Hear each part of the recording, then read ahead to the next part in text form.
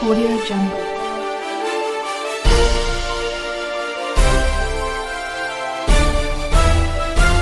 Audio Jungle.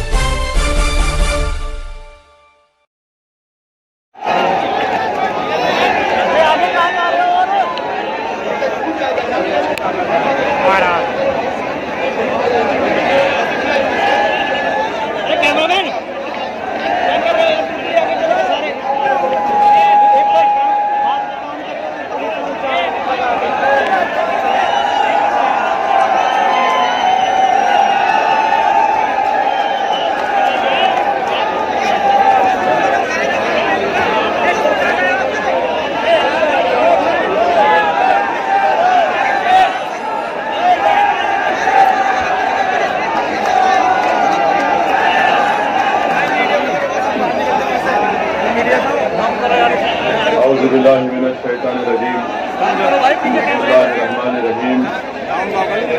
अस्सलामु अलैकुम वरहमतुल्लाहि वबरकातुहू।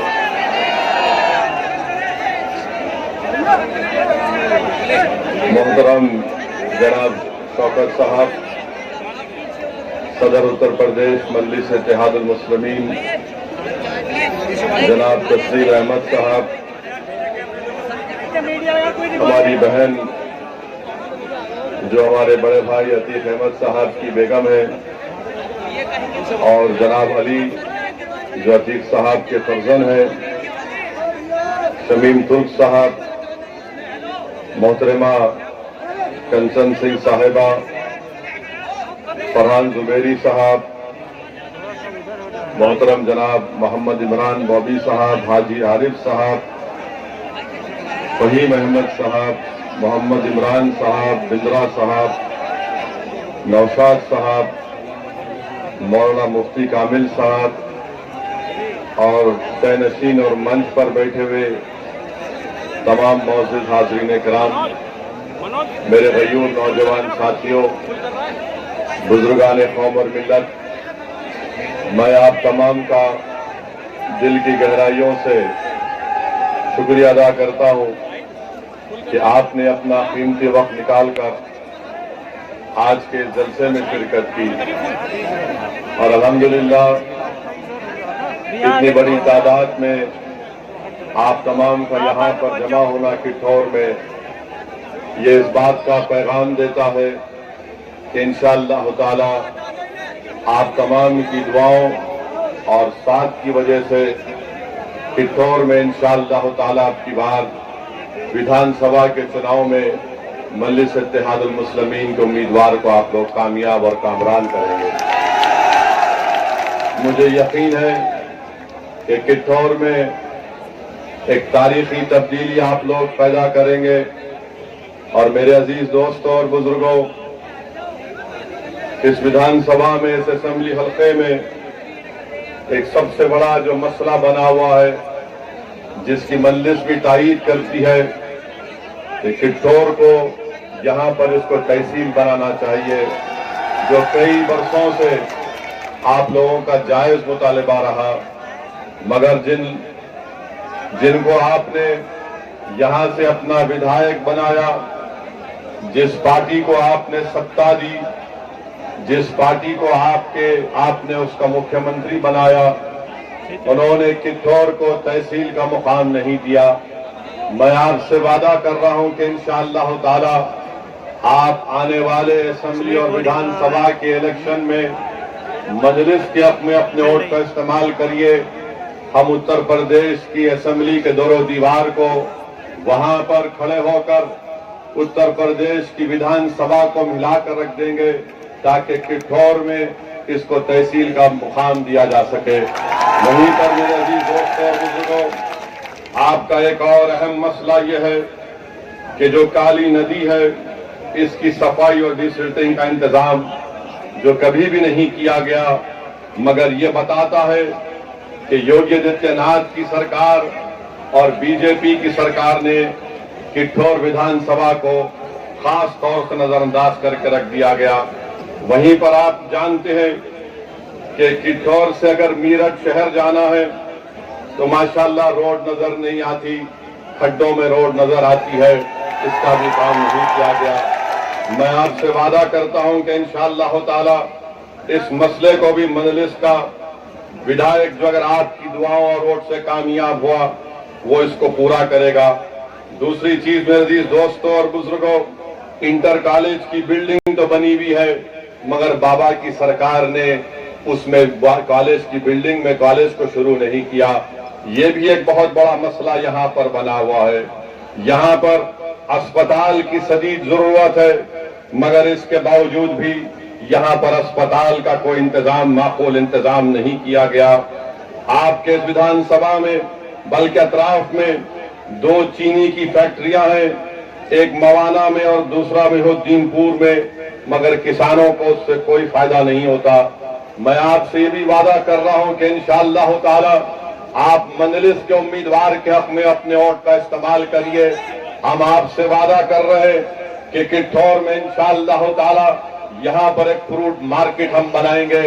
یہاں آپ جانتے ہیں کہ کٹھور اور شاہجہاں پور سے ساری دنیا میں آم کھائے جاتے ہیں۔ آپ آم کھلاتے ہیں تو دیش کے پردھان منتری کٹھور کا آم دوسرے دیش کے بڑے بڑے ذمہ داروں کو بھیجاتے ہیں۔ سفیدہ، لنگڑا اور یہ دسہری سب یہی سے جاتا ہے۔ میں آپ سے وعدہ کر رہا ہوں کہ انشاءاللہ تعالی یہاں پر فروٹ مارکیٹ بنائی جائے گی۔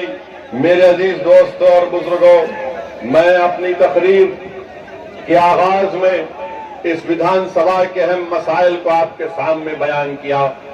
ابھی آپ نے ہمارے اتر پردیش کے ادھیکش جناب شوکت صاحب سے تفصیلی گفتگو سنی۔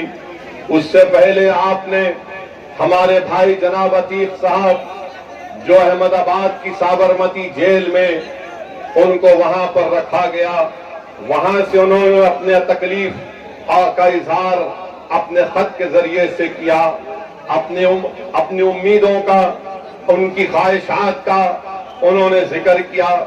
ابھی ہم نے اپنی بہن سے جناب عتیق صاحب کے خط کو پڑھتے ہوئے سنا، اور اگر آپ اس غور سے اس خط کو سنیں گے جس کو ہماری بہن نے پڑھ کر سنایا، تو عتیق صاحب نے کبھی بھی اپنے لیے کوئی بات نہیں کی۔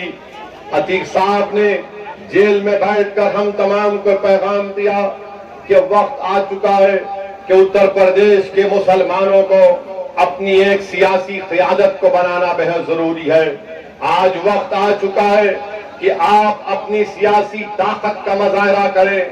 آج وقت آ چکا ہے کہ آپ اپنے ووٹ کی اہمیت کو اور اس کی طاقت کو سمجھیں۔ میرے غیور نوجوانوں، کٹھور کے میرے بزرگوں، میری عزتدار ماں اور بہنوں، اسد الدین اویسی اتر پردیش کو اور کٹھور کو اس لیے نہیں آیا ہے کہ میں لفظی کر کر اپنی مقبولیت میں اضافہ کر لوں۔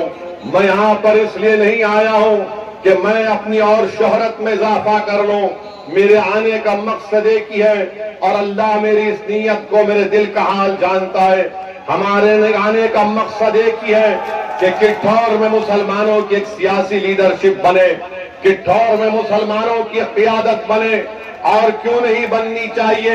جب کٹھور ہو، میرٹھ ہو، ویسٹرن یو پی ہو، اتر پردیش ہو یا پوروانچل ہو، اتر پردیش میں ہر سماج نے، ہر ذات نے اپنی اپنی ایک سیاسی لیڈرشپ کو بنا لیا ہے۔ ان کا ایک نیتا ہے۔ اتنے بڑی تعداد میں اتر پردیش میں مسلمان ہیں اور آپ کی کوئی سیاسی لیڈرشپ نہیں ہے۔ ہاں، انفرادی طور پر زید اور بکر ہوں گے مگر وہ انفرادی طور پر پورے قوم اور ملت کی قیادت نہیں کر سکتے۔ میں آپ کو پیغام دینے آیا ہوں، میں آپ کو گزارش کرنے آیا ہوں کہ آپ کو اپنی قیادت کو بنانا ہے، اپنی لیڈرشپ کو بنانا ہے۔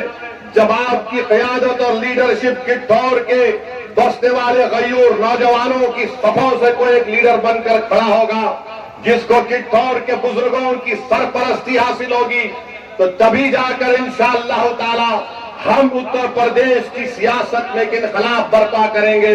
انقلاب اس وقت برپا ہوگا جب آپ اپنے ووٹ سے اپنے کینڈیڈیٹ کو کامیاب کریں گے۔ انقلاب اس سے برپا نہیں ہوگا کہ آپ کبھی سپا کو، کبھی بی ایس پی کو، تو کبھی کانگریس کو آپ نے ووٹ دیا۔ بتاؤ تم نے اور ہم نے کیا حاصل کیا؟ ہمارے مقدر میں غریبی اور مفلسی آئی، ہمارے مقدر میں جیلوں میں ہمارے نوجوانوں کی جوانیوں کو برباد کر دیا گیا، ہمارے مقدر میں فسادات آئے، ہمارے مقدر میں انکاؤنٹر آیا، ہمارے مقدر میں یہ تباہی اور بربادی آئی، ہمارے بچوں کو اسکول کا انتظام نہیں، ہمارے نوجوان 2% گریجویٹ ہوتے ہیں، سب سے زیادہ drop out rate Uttar Pradesh میں اگر کسی کا ہے تو مسلمانوں کا ہے۔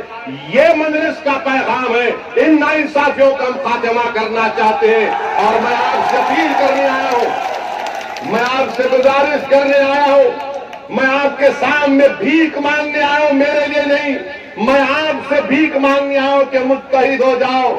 اتر پردیش کی ودھان سبھا میں اتر پردیش کے مسلمانوں اپنے ووٹ کی اہمیت کو سمجھو، تم 19% ہو، تم معمولی نہیں ہو، تم 19% ہو، اگر تم متحد ہو جاؤ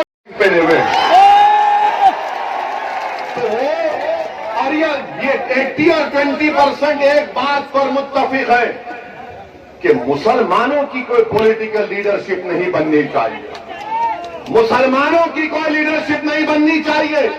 یہ B J P R S S کے لوگ کہتے ہیں مسلمان کی لیڈرشپ بنے گی تو دیش کا وبھاجن ہوا تھا، تو ہم ان کو بتانا چاہ رہے ہیں اگر Audio Jungle.